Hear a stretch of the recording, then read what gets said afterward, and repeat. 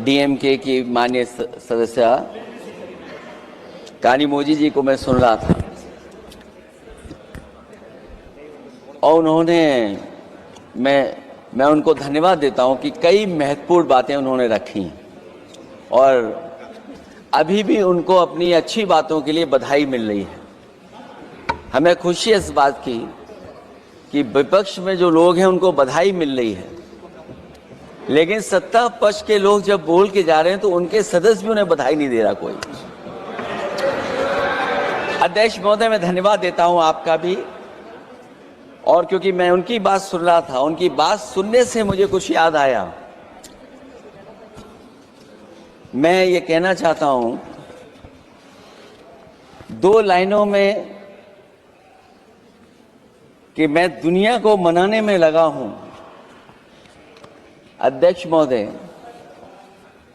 मैं भारतीय जनता पार्टी के लिए बता रहा हूं ये लाइनें कि मैं दुनिया को मनाने में लगा हूं, मेरा घर मुझसे रूठा जा रहा है। मैं दुनिया को मनाने में लगा हूं, मेरा घर मुझसे रूठा जा रहा है। अध्यक्ष महोदय,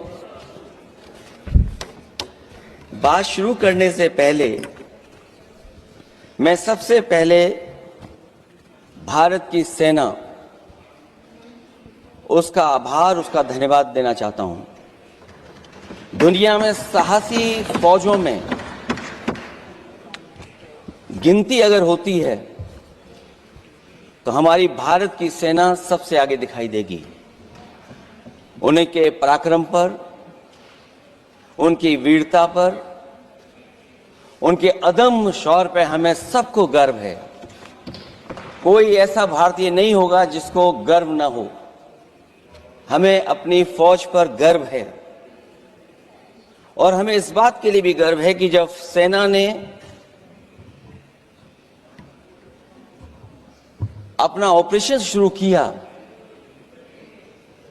तो पाकिस्तान के जितने भी टेररिस्ट कैंप थे उन पर अटैक किया गया। न केवल पाकिस्तानी कैंपों को नष्ट किया गया, बल्कि पाकिस्तानी जो एयर बेस हैं उन तक पहुंच गए, उनको भी नष्ट किया, ध्वस्त किया। और जब हमारी फौज पाकिस्तान को हमेशा हमेशा के लिए एक पाठ पढ़ा सकती थी,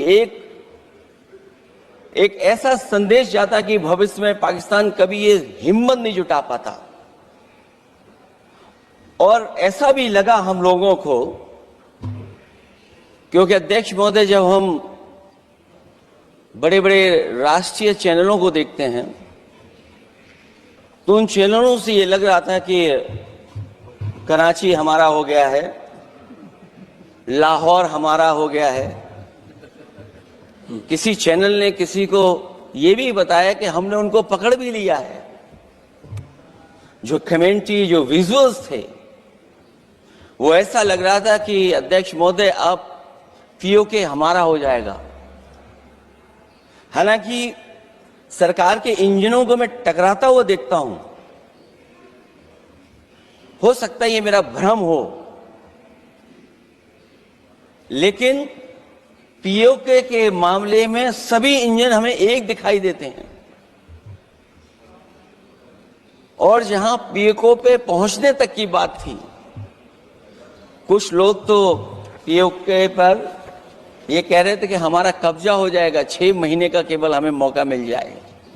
ये अफसर सरकार आखिरकार पीछे कैसे हट गई और क्या कारण था कि सरकार को सीज फायर का ऐलान करना पड़ा? अध्यक्ष महोदय, हमें उम्मीद थी कि सरकार सीज फायर करेगी, सरकार ऐलान करेगी, लेकिन इनकी मित्रता बहुत है, बहुत गहरी मित्रता है। और उसका परिणाम यह है कि इन्होंने अपने मित्र से ही कहा कि आप ही सीज फायर अनाउंस कर दीजिए, हमारी कोई जरूरत नहीं है, हम सीज फायर आपसे ही स्वीकार कर लेंगे। आखिरकार किस दबाव में ये सरकार स्वीकार कर रही है। वैसे तो अध्यक्ष महोदय, आज जिस विषय पर बोलने के लिए मैं खड़ा हुआ हूं, दरअसल वो विषय होना ही नहीं चाहिए था। ये दुर्भाग्यपूर्ण है कि आजादी के इतने साल बाद भी ऐसे मुद्दे बने हुए हैं। ये बात अध्यक्ष महोदय पक्ष विपक्ष की नहीं है, देश की सुरक्षा की है, जनता के जीवन